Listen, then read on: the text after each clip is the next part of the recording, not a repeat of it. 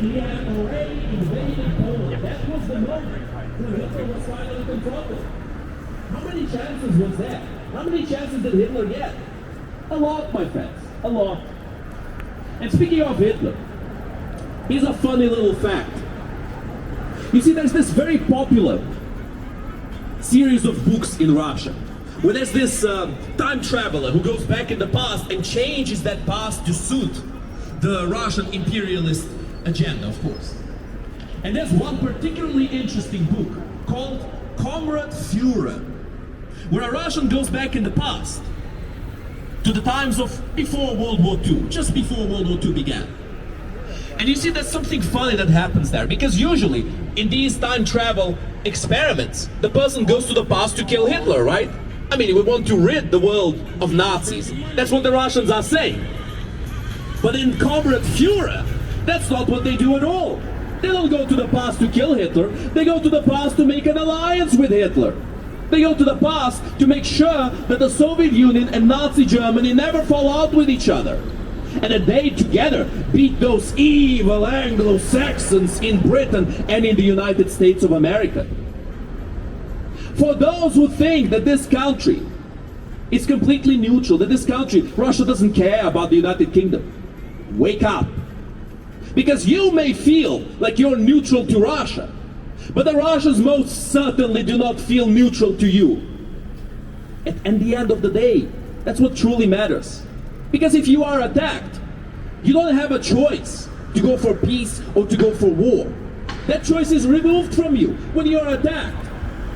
I mean, imagine this. Imagine we see two men fighting here in the middle of the street. One of them just walks by, the other one jumps at him and starts pummeling him with punches and kicks. What can the man who's getting attacked do? Can he truly choose peace? Can he just run away? Should he just try running away? What if he can't run away? My friend. My friend, you imagine this. You should imagine this right now. Imagine someone starts attacking another person. And then that person starts holding back their punches, asking for help. But the people around them, no, they don't want to participate. So then he starts punching back. And what happens next?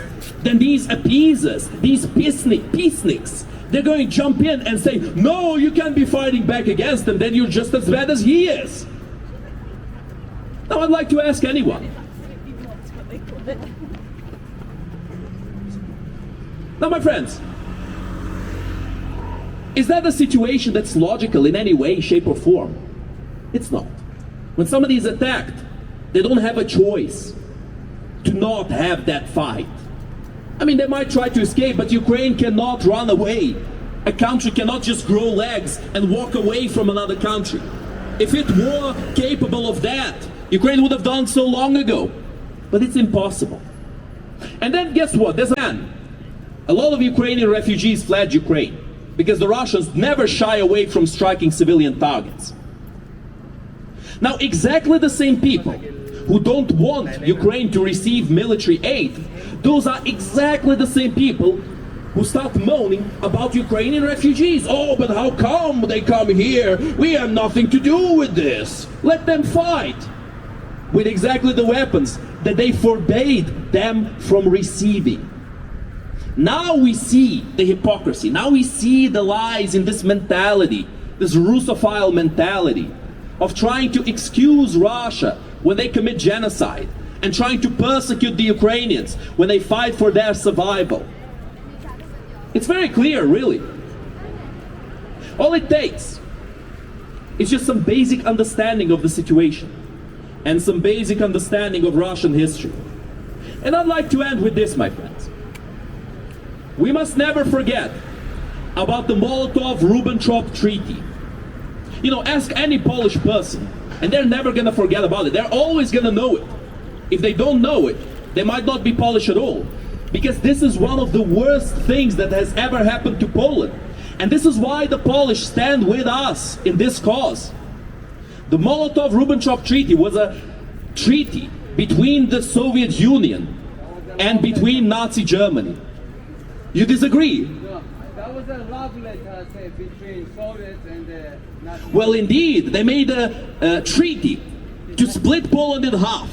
Half would go to Hitler, half would go to Stalin.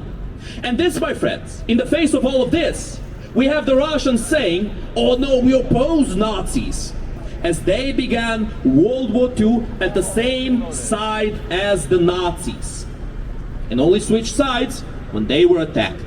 That's how much they truly oppose them, ideologically. And that, my friends, is what